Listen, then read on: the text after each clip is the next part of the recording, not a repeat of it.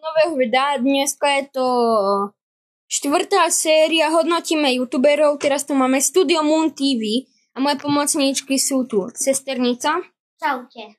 A Segra. Čaute.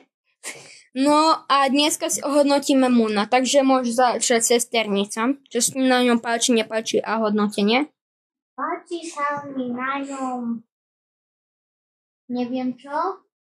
Nepáči sa mi na ňom neviem čo. A hodnotím 7 z 10. No, idem ja. Mne sa na Moonovi páči, že má 1 000 000 odberateľov a nepáči sa mi, že netočí skoro vôbec Minecraft. A teraz ide Segra hodnotiť. Mne sa nepáči, že vôbec netočí Minecraft. A ešte preto, lebo